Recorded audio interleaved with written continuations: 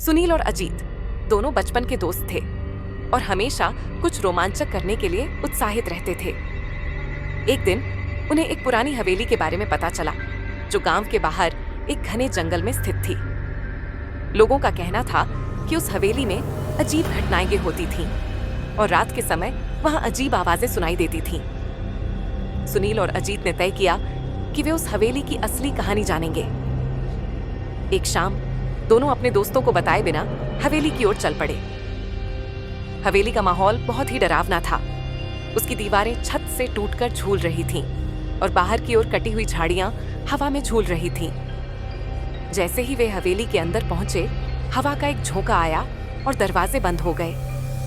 अजीत ने सुनील से कहा, कुछ गड़बड़ है, हमें जल्दी बाहर निकलना चाहिए।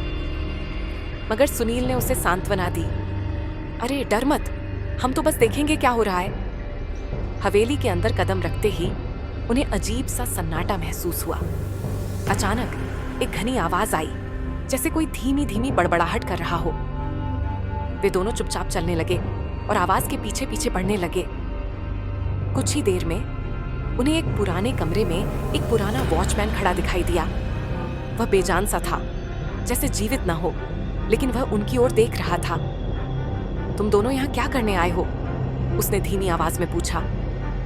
सुनील और अजीत घबराए, लेकिन उन्होंने जवाब दिया, हम बस ये देखना चाहते हैं कि यहाँ क्या हो रहा है। वॉचमैन ने कुछ सोचा और फिर बोला, तुम दोनों को छोड़ दूंगा, लेकिन पहले एक सवाल का जवाब दो। क्या तुम जानते हो कि यह हवेली किसी के लिए कर्सिड है? इससे पहले कि सुनील और अजीत कुछ समझ पाते, वॉचमैन अचानक गायब हो गया।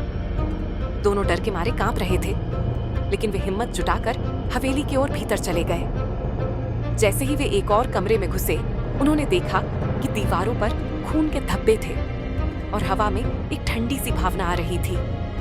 अचानक एक बुरी तरह से विकृत चेहरे वाले आदमी की आवाज आई, तुम दोनों को यहाँ आने की क्या जरूरत थी? अब तुम मेरी कैद में हो। सभी दरवाजे बंद हो गए और कमरे की लाइटें बुझ गईं। सुनील और अजीत हड़बड़ाते हुए बाहर भागे, लेकिन जैसे ही वे मुख्य दरवाजे तक पहुंचे, दरवाजा और भी मजबूत होकर बंद हो गया। कमरे में एक साया लहराने लगा और उसके बाद कमरे के बीच में एक पारदर्शी आकृति उभरी। ये आकृति अजीत और सुनील को घूरती रही। फिर एक हल्की सी आवाज आई, तुम दोनों को अब कभी भी यहाँ से बाहर नहीं जाने दिया जाएगा। डर के मारे दोनों ने जितनी तेजी से हो सका उस पारदर्शी आकृति के पास जाकर उस कमरे के पुराने ताले को खींचा।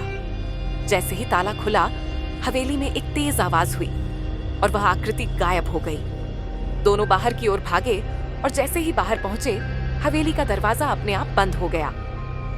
सुनील और अजीत ने एक दूसरे को देखा और उनके चेहरे पर घबराहट और डर था, लेकिन उन्होंने वचन लिया कि वे कभी भी उस हवेली के बारे में किसी से नहीं बताएंगे, क्योंकि अब वे जानते थे कि वह हवेली सिर्फ डर का घर नहीं, बल्कि एक भूतिया जगह थी। आखिरकार वे अपने घर वापस लौट आए, लेकिन उनके दिलों में हवेली का डर हमेशा के लिए बसा रहा। ये कहानी यहीं पे समाप्त हो जाती है दोस्तों। अगर आपको हमारी वीडियो इसी तरह देखना चाहते हैं तो प्लीज चैनल को सब्सक्राइब कीजिए और वीडियो को लाइक कीजिए। कमेंट बॉक्स में जरूर बताएं वीडियो के बारे में। Thank you.